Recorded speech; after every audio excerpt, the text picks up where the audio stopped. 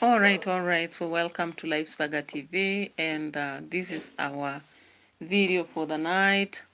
So thank you so much. I don't know, maybe in your country it is daytime or any other moment. So let's quickly go through the politics of the day. Of course, I don't like skipping a day on any of my channels, save for the two channels that I'm still planning to boost them soon or later. So guys, they always say that when your friend's hair is being shaved, be sure to be ready for yours.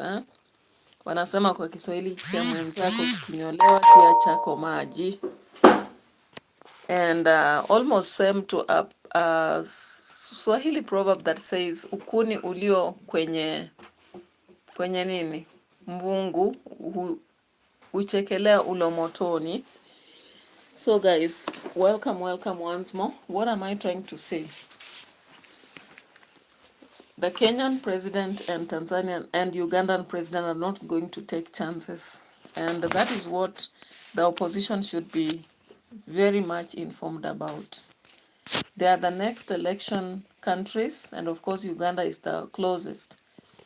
And therefore, having seen the wave that happened in Tanzania, Cote d'Ivoire, and Cameroon, possibly they are so set about what is forthcoming. And to be sure, the narrative about one term has been celebrated in Ghana, Seychelles, and Malawi.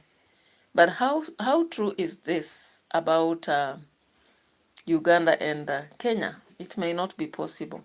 However long Museveni has been on the seat, he has mastered the art.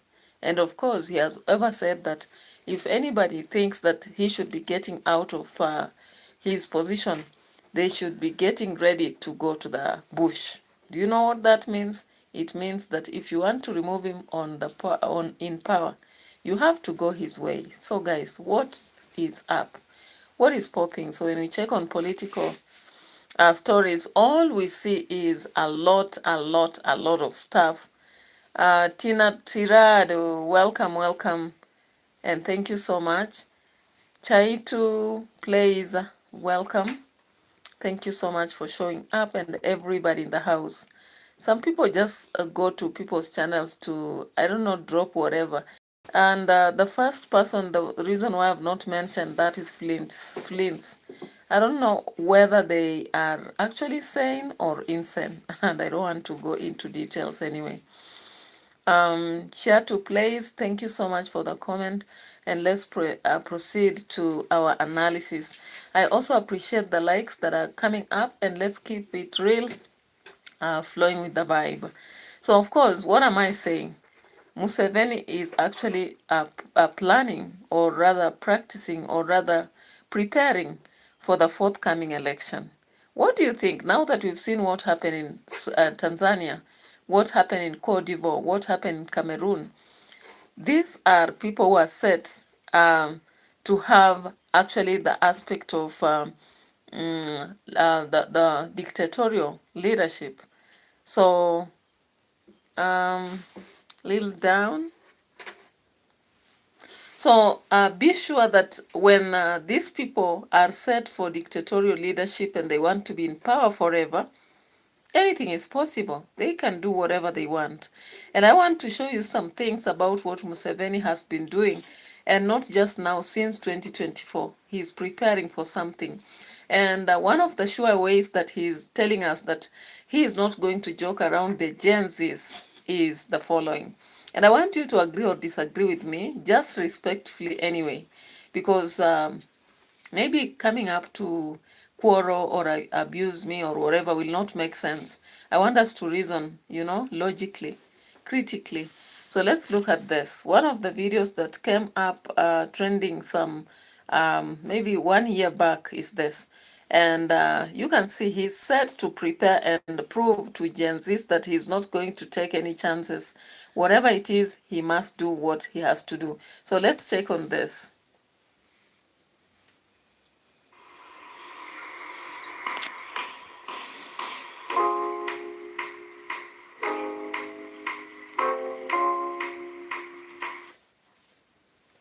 And this is I it. taught people about karate. Karate. When we were fighting, we had to learn karate. Now with karate,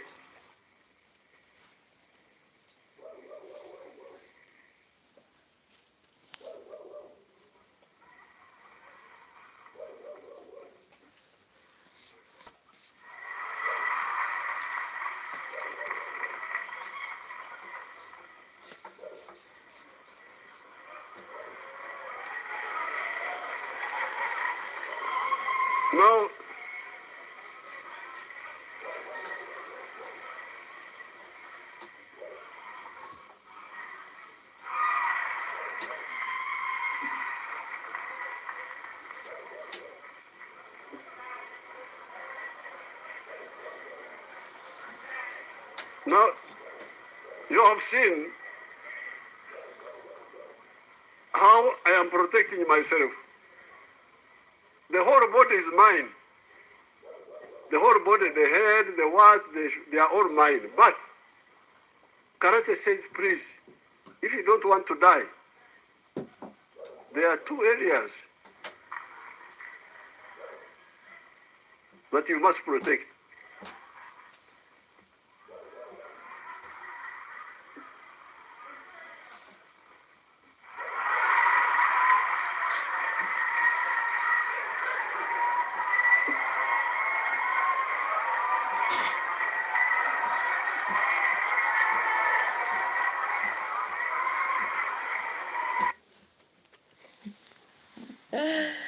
So that was it, guys. The fact that Museveni was actually showcasing karate, the skills that he learned during the time he was in the bush. And he challenged the Ugandans, telling them that he wants somebody to go to the bush if they have to harvest this leadership. Now, you won't tell me that he will be ready to actually submit or give up his leadership if Bezigi or Bob Wine or whoever it is wants to take over power, or the GENZs. He said they should go to the bush. And he said that that is a mere, a waste of time for any GENZs to expect anything in Uganda. So I don't know what you think about this. Of course, we understand very well the extent to which Museveni can go. Regardless of aging, he has turned the constitution into a powerhouse that he always plays around with, changes all the time he wants, and does whatever he wants to do. So let's again see how he had to show that he's still young. He wanted to disapprove those who are saying he's aged, and he said, come on, do what I can do here. Just like one day we had a Commando, you know, the preacher Commando doing it. Now let's look at this one also. It's good to know outdoor doing this, no problem. But when there's need, you can go indoors. This is just an office. Because I don't have time, I always do my exercise here, or even in my home, my room. You know? So you start by warming up. You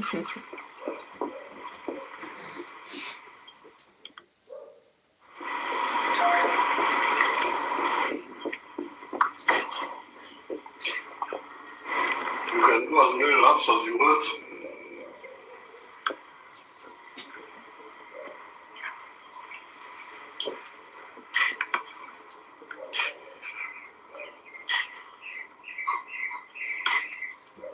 One, two, 3, 4, 5, 6, 7, 8, 9, 10, 11.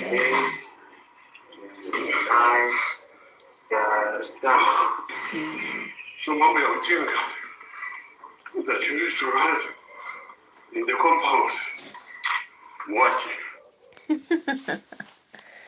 So guys, that was Museveni for you. Museveni actually proving that workouts can also be done in an office. And what was he trying to prove? And if you look at the current process, what do you think? Okay. Yeah.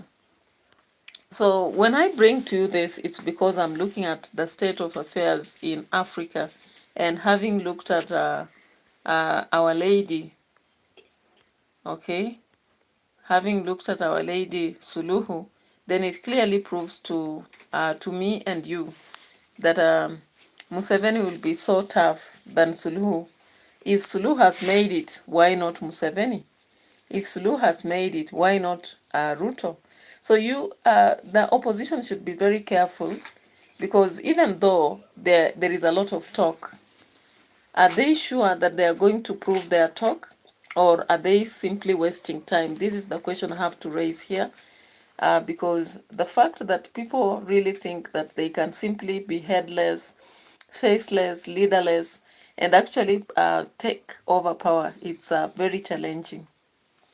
And I think Chadema tried to use this strategy, not very aware that these people were untimely in how they responded in Tanzania.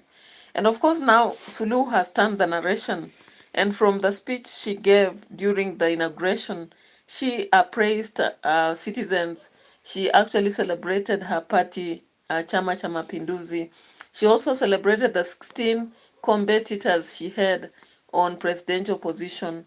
And she went ahead to say that everybody understood that the competition was only on ballot, but after that they were to come together and agree on ideologies that will push Tanzania. So guys, when you look at this kind of speech, and she said that every other nation has celebrated her victory, and that now she's going to take care of Tanzanians, whether those who voted for her or not. So when you look at this kind of narration, then you realize that Museveni might even come out, for him, he doesn't give such sugar coating to anything, He does not joke around. We've seen house arrests, we've seen molestation, we've seen abductions. Even recently, the Kenyans who were abducted are not yet out. All right? So, I want us just to go through the analysis of other people, because I'm not going to take the approach of what we did in the other situation of entertainment for us, but I'm going to take a very different approach. Now look at Museveni, he's 80 now, right? But he's going again to run for presidency.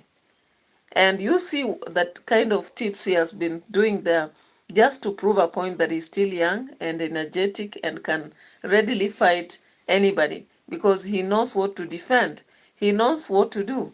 His office is everything, the center of everything. Now let's come to check on what our own Pierre Lumumba has to say about Tanzania before we can share much about the swearing in moment. I'm Professor David Costa. The only way to heal is to talk about the Tanzania that we, and I've had Tanzanians in different parts of the thing. We need to re-examine our constitution. This is the time. We need to have an understanding of Tanzania that will accommodate different ways. As Nyerere used to say in his early days, demokrasia ni kupambanisha hoja. Democracy is about a competition of ideas. What is this now? The Alpha House. Remain generally stable and generally acceptable. And of course, it must be remembered that while the rest of Africa were dilly-dallying about multi-party politics, the Nyerere administration very quickly embraced multi-partyism. And we have seen the change of government very orderly from Nyerere to Mwinyi, from Mwinyi to Mkapa, from Mkapa to Kikwete, from Kikwete to Magufuli. And of course, the death of Magufuli so that President Samia Suluhu was actually completing a term which was a Magufuli term. And One would have thought that that would continue. In fact, when President SULUHU'S took over, there was a very deliberate attempt at rapprochement so that the leading opposition candidates were invited to the house, and they had this arrangement where everybody thought that the elections would be conducted in a proper manner. Tindilisu, who was away in exile, come back home. But no sooner had the dust settled than we started seeing things which were, in the view of some of us, very un-Tanzanian. The kind of intolerance that was not to be associated with the Tanzania. And that is our source of discomfort. Source of discomfort that you are. So looking at what Pierre Lumumba was sharing here, it is clear that Tanzania used to be democratic because multi-party system. I don't know why he's calling it multi-party. I don't know. But it's clear that Tanzania embraced multipartyism even before maybe other nations. And therefore, there was expectation that if multipartyism will be embraced forever, then democracy, of course, should be the next. However, in a multi-party nation, I don't know how it can be that one party can rule forever. That is something I've never understood about Tanzania. And therefore, from the speech that Suluhu gave during the inauguration, she was trying to express the fact that Tanzanians people are ready actually to just embrace it. However, they were pushed, or rather incited into this by other nations from maybe elsewhere. Particularly, she kept mentioning that there were people. Good night. Ukumbuke kuvaa sweta. Baridi sikuingia kwa kifua, sawa? Yeah, so she tried to prove that maybe these people invaded from other countries. And of course, we had, so far, I didn't hear of any other country apart from Kenya. I don't know if there is any Rwandese, a Burundian, Ugandan, or even Sudanese who invaded Tanzania. All I could have heard is that Kenyans invaded from different borderlines. So she's trying to prove that it's incitation from Kenyans that led to demonstrations and not anything else. And she was saying that they will have to investigate. According to her, all the leaders in different regions have to investigate. If you missed out on this, let me play something briefly, then we continue.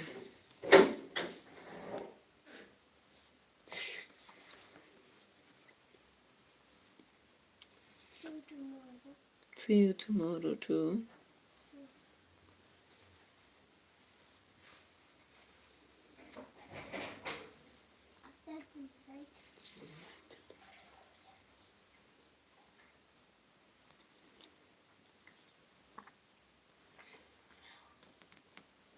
Imagine conducting every part of your research only on one platform. Meet Boreum.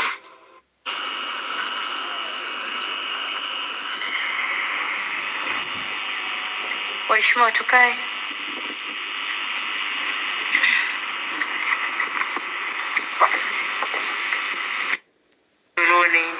Isitoleketi, waziri wa ushirikiano wa kikanda na mjumbe maalum wa rais wa wakuu wa taasisi na mashirika ya kimataifa, tumemaliza vyema uchaguzi na kumpongeza aliyeshinda. Aidha, nitumie fursa hii pia kumpongeza sana rais wa Zanzibar na mwenyekiti wa Baraza la Mapinduzi, Mheshimiwa Dr. Hussein Mwinyi, na vyama vya siasa vilivyoshiriki uchaguzi Zanzibar kwa kumaliza uchaguzi kwa salama na amani. Zanzibar oye! Pongezi zangu pia ziwaendee wote walioshinda kwenye nafasi za ubunge, ujumbe wa Baraza la Wawakilishi na udiwani kote nchini. Kwa wote niwaambie, uchaguzi umekwisha. Sasa baada ya kuwapa, tukafanye kazi ya kulijenga taifa letu na kujenga utu wa Mtanzania. Waheshimiwa marais, viongozi, ndugu wananchi, shughuli inakuwa nzuri na ya kufurahisha ikihudhuriwa na ndugu zako wanaokupenda. Tanzania leo imejawa na furaha kubwa kuona baadhi ya waheshimiwa marais wenzangu na viongozi mbalimbali wa nchi jirani na nchi marafiki wamejumuika nasi katika tukio hili. Pamoja na kwamba tulitoa mwaliko kwa muda mfupi, kwa wale walioshindwa kushiriki, tunatambua uzito wa majukumu yao na tunajua mioyo yao ipo pamoja nasi. Tunahili kwa nguvu zetu zote, vipawa vyetu vyote na maarifa yetu yote. Ndugu zangu wa Tanzania, ni vyema tutambue kwa uchaguzi mkuu wa viongozi wa serikali ni mchakato wa msimu mmoja tu ndani ya kipindi cha miaka mitano. Muda mwingine wote maisha lazima yaendelee. Hivyo basi jukumu letu sote kwa pamoja ni kujenga nchi yetu na kuifanya kesho yetu iwe bora zaidi kuliko jana yetu. Niwasihi tuendelee kuilinda itikadi yetu ya umoja na mshikamano.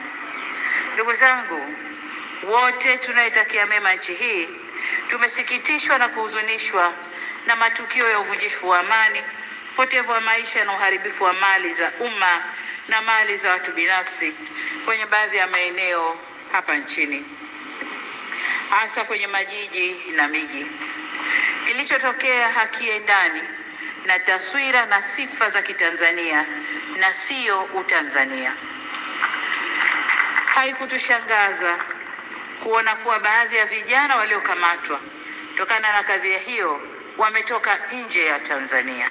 All right, so up to that point you heard that he was emphasizing that most of those who came to Tanzania to create a fracas were from a neighboring country. So, and I'm so sure Kenyans are right there. All right, my brothers who crossed the borders, and they were warned. So I don't know what will happen to them, because now, if before elections, the Tanzanians were actually saying that anybody who has invaded should be beaten until they cannot breathe and they should come back with a gas cylinder. Now, what about now? So looking at that, therefore, it is a moment that people should be very careful, because now crossing borders is not going to be an easy thing. And if this is the image that has been posted of Kenyans, of course, Kenyans will be the most, hunted people in Tanzania. I don't know whether they'll be freely going there and forth and back as it has been. Let's look forward to see what will happen. But from her speech already, she was indicating that. Let's go back to the speech by Pierre Lumumba, then we come back to the whatever she's saying here. Conducting an election where you are leading, in the words of the mainstream media, you are leading opposition candidate is charged with the offense of treason in circumstances where many people who are acquainted with the law can say confidently that the charge of treason cannot be proven. Your other candidate is also barred for purely technical reasons, and you go into an election on that basis, then notwithstanding that you would have won, and I hold the view that even if these individuals had been allowed to contest the elections, perhaps they would have had higher votes in urban Tanzania, but rural Tanzania would have neutralized the vote, so that Samia SULUHU'S would still have won the election. But because of the circumstances in which the victory has now been realized, it is no longer a victory that is untainted. And that is why the bad press, and ordinarily when people conquer fear and they find themselves in the streets, as we saw people demonstrating in Dar es Salaam, in Dodoma, in Mwanza, and in Mbeya, and led to deaths. It redefines politics in a different way. It redefines the nation's trajectory in terms of political orientation in a different way. And that is why you've seen that even those who ordinarily would cast their vote, metaphorically speaking, with the Tanzania, are now saying that the time is now for that new administration to rethink how they are going to operate. Remember that the leading opposition party has already said they do not recognize the result. Of course, President SULUHU'S has already been sworn in as the president. My prayer and the hope of many is that it will not be business as usual, that this is the occasion for her administration to climb down from the high pedestal and to say... All right, so of course that is what is expected by everybody, that when Suluhu takes over power, let her not be vengeful or reactionist towards maybe those who are the different areas, because those specific towns are known. The cities where there was a lot of violence is known. So we hope that she will not be revenging or finding specific maybe tribes or groups and vindicating them. So if she comes down, as Pierre Lumumba is saying, and deals with matters fairly, maybe people will look at it and blame themselves for whatever happened. Because even if they are reporting that individuals from neighboring countries invaded and did the incitation, I don't believe that is enough to actually trigger what we saw happening in the streets of Tanzania. So let's continue listening to Samia and what she promised, then we can go back to the Kenyan politics and check on them. Vyombo vyetu vya ulinzi na usalama vinaendelea kufuatilia na kuchunguza kwa undani zaidi kilichotokea na kuirudisha nchi katika hali tuliyoizoea kwa haraka. Kamati ya ulinzi ya kitaifa na kamati za ulinzi za mikoa na wilaya, na wataka muhakikishe kuanzia leo maisha ya wananchi yanarejea mara moja.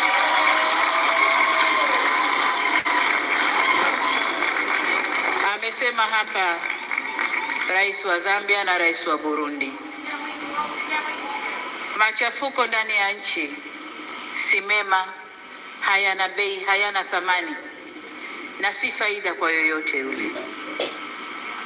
Kwa ndugu zangu, niwaombe sana tuzingatie umoja, amani na utulivu wa nchi yetu. Ndugu zangu, nitumie fursa hii kutoa onyo kama mama, kutoa onyo kwa wale wote waliochochea uvunjifu wa amani. Na nawataka watambue kuwa vurugu na uvunjifu wa amani huishia kupimana nguvu na uwezo wa kujihami, ila mazungumzo huzaa mshikamano. Sasa tuchague lenye manufaa kwetu. All right, so at that point she was actually talking about those who incited people to go to the streets should actually check out on the best way possible to solve problems, maybe go for negotiation instead of inciting individuals to go to the streets, because according to her, riots and demonstrations do not build a nation. All they do is to destroy. And for her, what she believes in is unity of purpose, democracy, and focus. So looking at what Pierre Lumumba has just said, there was no sense of actually putting one of the leading opposition member in treason charges and another one to be actually barred from vying, because all it did was to create a picture of fear of the two. And therefore, when you look generally at the analysis, of course, the people from the rural would have voted for Samia, whichever way, because for them they had no, they were neutral. Then when you look at the cities, maybe the urban, they would have voted for the opposition leaders. And if the two are allowed, somehow the votes would be split. And at the end of the day, maybe Chama cha Mapinduzi would have won. But then sometimes advisors, I don't know whether it's advisors or it's the initiative of the candidate member. So whatever advice she followed was a very wrong one.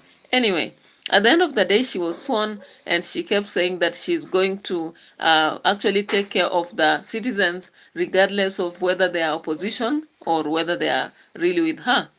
And she had also to point out that the regional leaders, especially those in the police, are supposed to investigate more to understand what caused this fracas. Now, many individuals have actually had to analyze the things to do with this swearing in, and one of the people whom I'll bring it here is Lynn Ngugi before I go back to aspects of Kenyan politics. Let's go to it. Click up chat.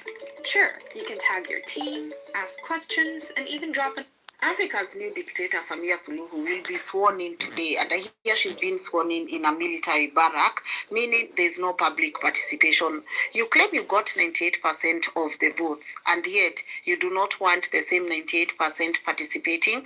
What exactly are you scared of? Are you scared of the 98% that actually did not vote for you? But we are going to address that. There is someone we need to address today, or there is a branch in... And the irony is, this is the same EU that just days ago said it was concerned about the situation in Tanzania. Okay, you moved real fast from being concerned to congratulating.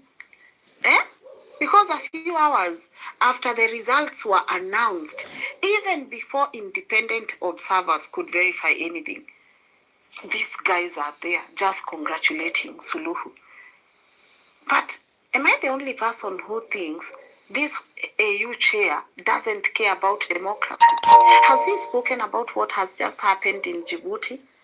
What they've done with their election on the presidency term limit?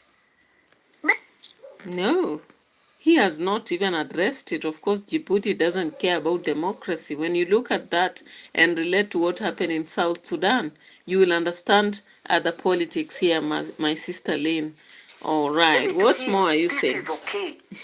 Actually, maybe to him, we are just making noise. To claim that this man worries about democracy, saying they are... Mahmoud doesn't worry about democracy, Lynn. How now can we benefit from this term again? As if democracy and brotherhood can exist in the same sentence when we are talking about blood and kidnappings and executions here. Bloody streets. And then you have another mouthy one, Burundi's president, Evariste, who called Suluhu's win, for East African unity. Which East African are you talking about, my friend? Which unity here can you see? And busy wishing her success on her second term, saying Burundi and Tanzania would continue working together on shared development. Again, as if the foundation of that development is not already soaked in blood. Organizations, they would already be calling for emergency sessions, sanctions, talking about sanctions, and the global outrage would be crazy. But when it's Africa, it's just another paragraph in a press release. We are concerned. And finally, back to the African Union, because at this point it's clear. The African Union is not just failing Africans. It's helping dictators stay in power. This organization was created to protect African people, to defend democracy, and to hold leaders accountable.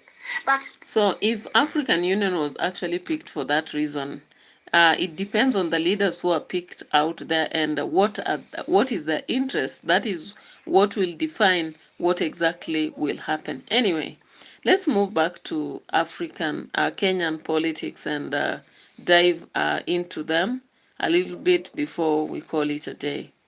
So, of course, Mother Karua and Charit Ngilu had to shed their tears, while visiting the grave of Raila Odinga. And when you look at this,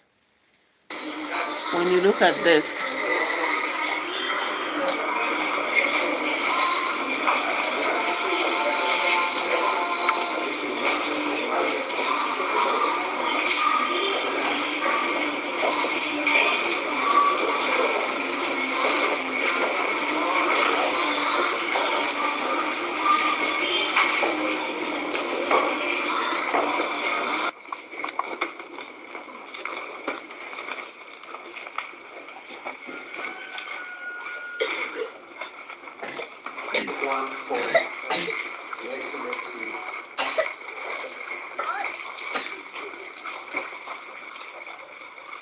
Thank you.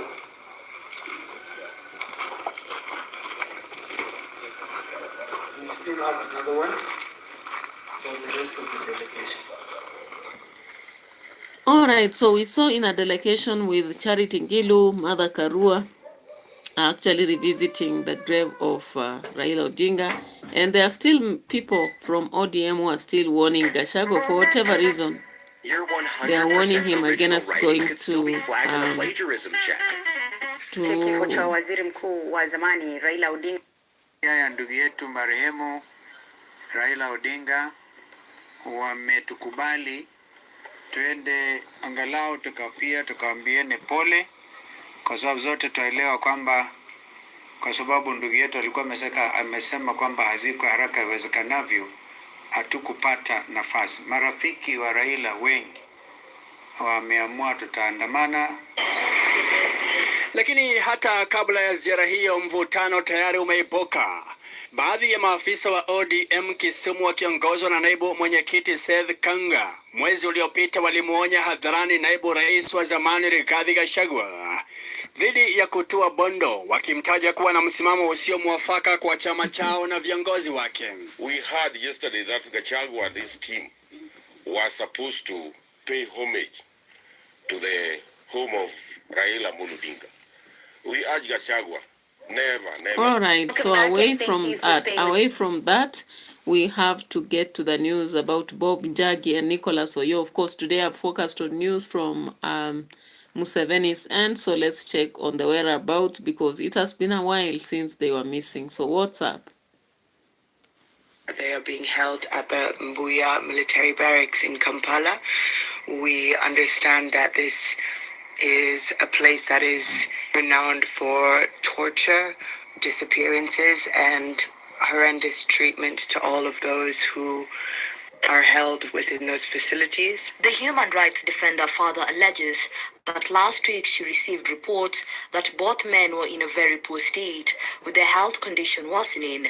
Nicholas Oyo and Bob Njagi are in very poor physical condition and were allegedly deteriorating with claims that, which are very believable, that they had been to the point of being unconscious, although this has not been verified and we remain optimistic. The recent information contradicts the Uganda People's Defense Forces official statement on the disappearances of the two activists, explicitly denying custody after claiming to have investigated all detention facilities. So what happens when a country actually rejects knowledge of people who disappeared in the country, while on the other end we have human rights people giving different information?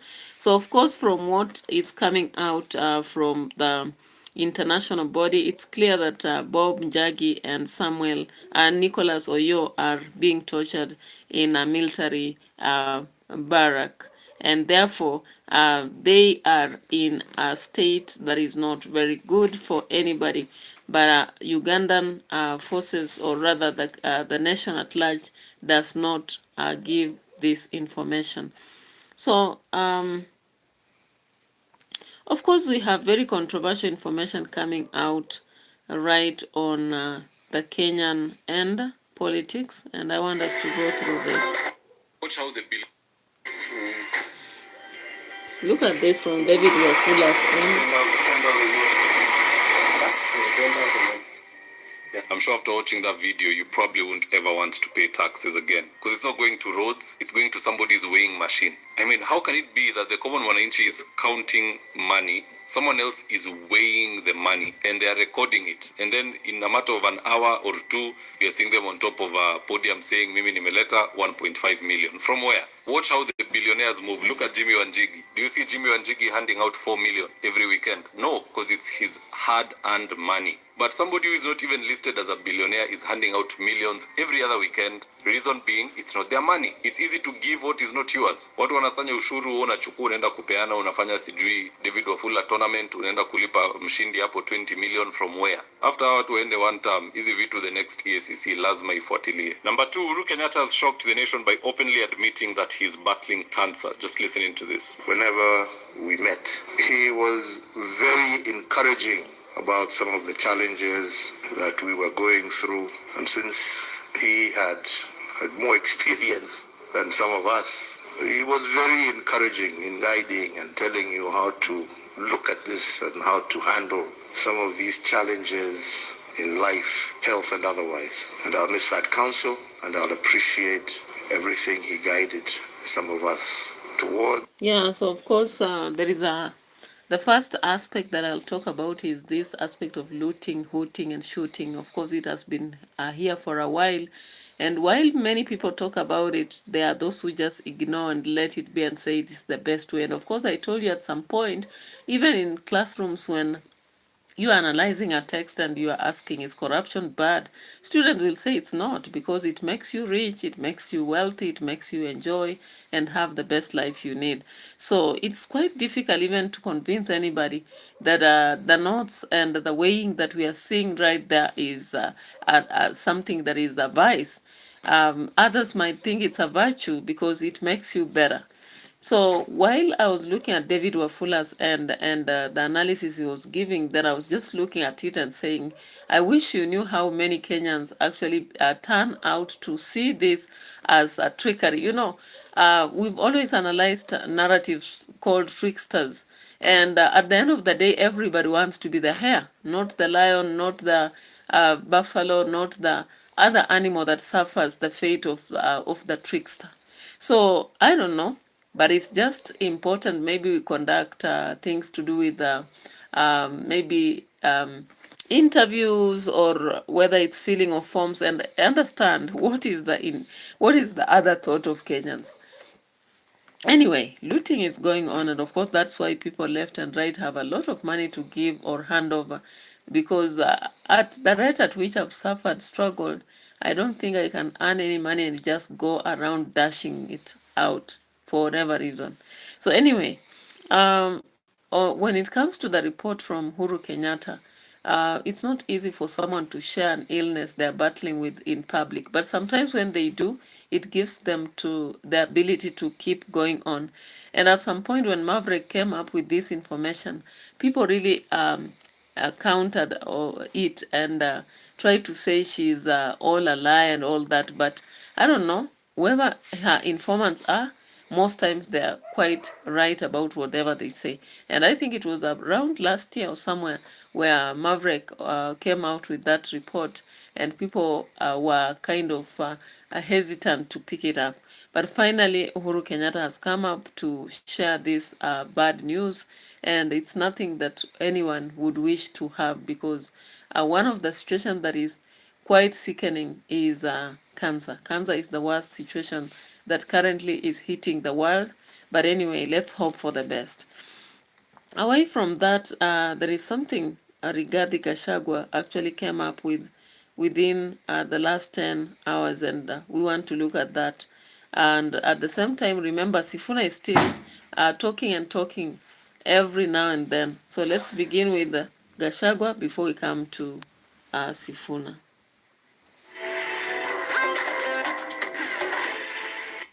At Raila's team, Prime Minister came to the conclusion that he has been dealt a bad set of cards. Just listening to this. if you look at Raila's team, James Orengo, Otieno Kajwang, late, Omoro Atiende, Karori Omonti, Peter Kaluma, Edwin Sifuna, Stewart Matiel, Catherine Muma, Mile Odhiambo, the bad girl, Beatrice Oyomo, Tom Ojieda, Okongo Mgeni, Mohamed Faki, Ochieng, and Babu Owino.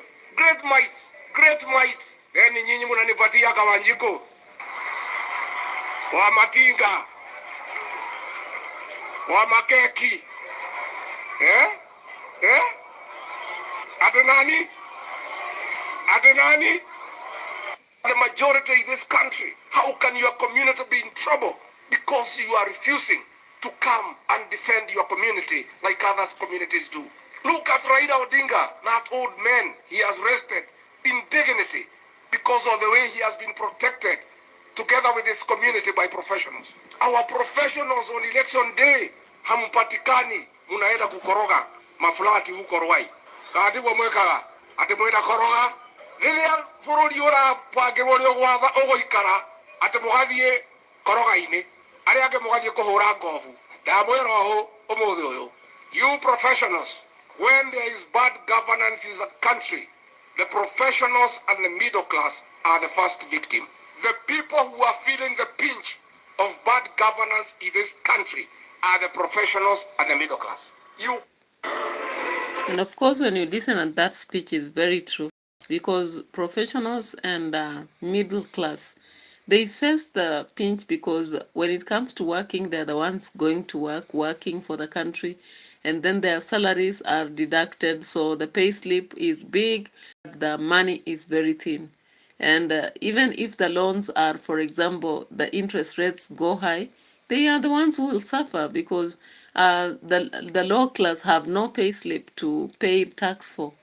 The high class also have a lot of, they have salary, but at the same time they have so many allowances, so they don't survive on salaries, and therefore the deductions are a little bit fair to them than those who are in middle class and professionals. And just look at the country, for example, in Kenya, what's happening. Look at the professors. Who ever thought that professors would strike for 2 months and no one cares whatever is happening? Whoever cared really thought that teachers would be forced to earn 4,000 addition in 4 years. Whoever thought that maybe doctors will be striking every year, they'll be going to the streets and calling upon the government to remember them. Yeah, so today at least I targeted 1 hour. I don't know why the net is really cutting me down every moment I try. But I have to press hard, because what I know on YouTube, I've come to learn one lesson. You have to press it hard. Sometimes you have to spend so much, but at the end of the day, there is some light. So looking at those statements, we actually would agree with some of them, even if there are those we may not understand. But what I was just asking while at Gema, did Rigathi decide to address people in Kikuyu because he wanted to reach them in, there is a way in which if you communicate in your language, sometimes you get to reach the people deeply and make them understand you than when you speak in English or Kiswahili, or what was the sense, because he has been accused so many times of being tribal, and even to the impeachment, including people like Sifuna, who are very vocal on the other hand. But anyway, that was it. So let's look at this.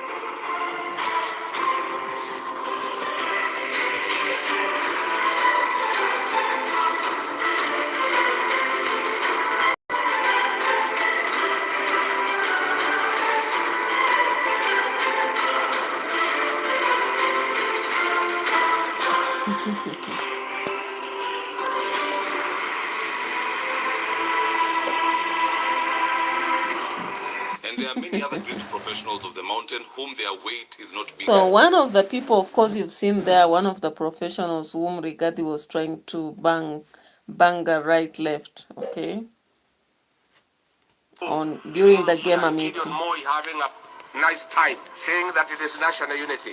When Ricky G sits with Kibe Mugai, they say it's tribalism. We are saying if sitting with our brothers and sisters who talk the same language is tribalism, let it be. And Ricky G isn't capping. This is what Ricky G had to say about his local meet up with Gideon. Nyinyi mnajua mimi na ndugu yangu Gideon Moi tumeketi chini tukaongea. Si ndio? Mimi na yeye ni ndugu moja ama sivyo? Si ndio? Na tumekubaliana tunatembea pamoja, si ndio? Hatutaki tena maneno ile ya zamani ya kugawana. All right, so when you actually listen to what Ruto said about his meeting with Gideon, it is not different from,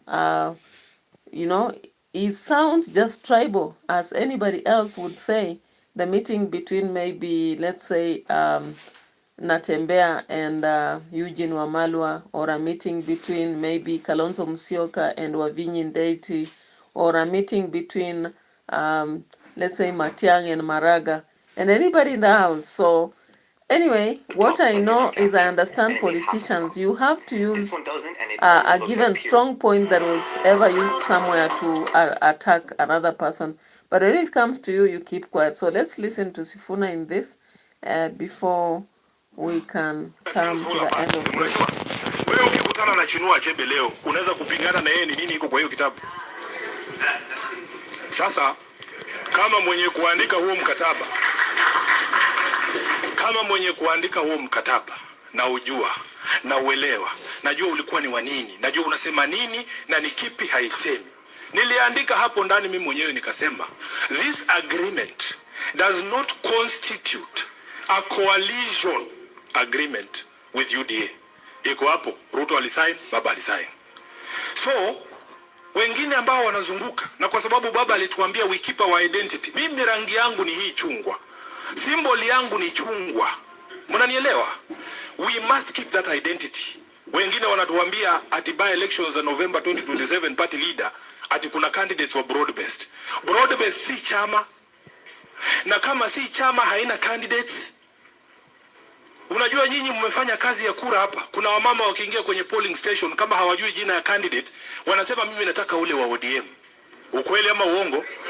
Kuna wale ambao hawajui hata candidate na chama, wanasema ile symbol ya baba, ile chungwa, mimi nataka ule wa chungwa.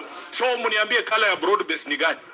Na symbol ya broad base ni gani? Mtu akitoka kule mashinani aseme anataka mtu wa broad base, unampeleka wapi? Hakuna candidate wa broad base. Broad base is not a party. It is not a party. It does not exist anywhere. So what we want us to understand, leaders should not bring confusion to voters unless wanataka hawa candidates wetu waanguke kura. Unless umetumwa uangushe watu kura. Pale Magarini tukiingia, tunaingia kama wana ODM, wanachungwa. Rangi zetu zinajulikana, sera zetu zinajulikana, nembo zetu zinajulikana. Ukiona tu chungwa unajua ni nini? ODM. So we don't want people to bring confusion in this election. Jambo la mwisho, uchaguzi wa Novemba tarehe 27 ni wa madiwani na wabunge. Mnajua maeneo bunge yote ambaye kuna hizo chaguzi, si ndio? Hakuna uchaguzi wa urais Novemba tarehe 27. Hakuna uchaguzi wa urais Novemba tarehe 27. Ni madiwani, ma MCAs wetu na wabunge. Kwa hivyo tunapoingia pale Magarini, nataka kuwaonya wale ambao wanatumia majukwaa ya kukampeinia candidates wetu wa by election kuleta mambo ya two term pale. Na mheshimiwa party leader, hao wote ambao unaona hapa ni members wa Central Committee.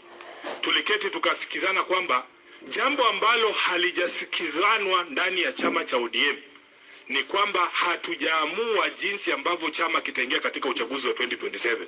Na tukasema uamuzi huo ni muhimu sana kuachiwa watu wachache pale juu. Mimi nilitaka kwamba nyinyi grassroots leaders, alivyosema mheshimiwa Bezimba, nyinyi ndio mtatuambia vile mnataka chama kiingie katika uchaguzi wa 2027. Tunaelewana? Tunaelewana? So of course when you look at Sifuna's speech, it was a bombshell, right? A bombshell right there. Okay? Yeah. And at the end of the day, the last bombshell is from Amisi. So let's listen to that as we close our chapter. I don't know what you think about this, but I think I've done my work for today. I've taken a lot of time here. The worst case of inhumanity you can have as a human being. So huyo tumwachie Maulana. Maulana atadili na yeye. Nafikiri Gladys Wanga pia ile comeback yake kumjibu kama yeye kiongozi pia wa pale ODM, wafikiria kwamba pia yeye matamshi yake yalipita kiasi. Wanga ni ule kiongozi ajielewi. Sasa tusiongee mambo yake. Ajielewi kivipi? Ajielewi, hiyo sio kiongozi bwana. Kuna viongozi wanatambulika. Huyo ni mama ambaye anafanya sarakasi zake tu. Hakuna uongozi hapa. Lakini wanasema kwamba anapigania sana chama cha ODM. Anapigania kitu yote. Baba ndio alikuwa amemshikilia, amempa nafasi akakuwa women rep, akampa nafasi hata hakushinda kura ya nomination. Mbadi ndiye alishinda, lakini akamhurumia kama mama. Sasa amekuwa mtu wa kuhurumiwa tu lakini sasa ona nakapatapa tu kama mtu ajele. Baadaye achukue nafasi na aonyeshe uongozi. Anaonyesha kama mtu ambaye ajelewi. Sasa tusiongee mambo ya Wanga. Na mtukiachia hapo masuala ya hayati Raila Amolo Odinga, na pia sisi tunasema kwamba azidi kulala mahali pema peponi. Mheshimiwa, tunaelekea sasa, what's the future for ODM now Raila Amolo Odinga is not there? Mambo inakwendaje? Maana tumeona vita mingi. Kuna wale ambao wanasema sisi tuliachwa kwa serikali, kuna kuna wale ambao wanasema sisi baba alisema chama cha ODM ni chama ambacho kimetamalaki sana kwa miaka mingi hapa nchini Kenya na kitakuwa na candidate ama kitakuwa na mgombeaji. ODM imeachwa hali mbaya. Hali maututi. Tuko katika ile inaitwa high dependence unit. Na kuna uwezekano linaweza pelekwa kwa ICU.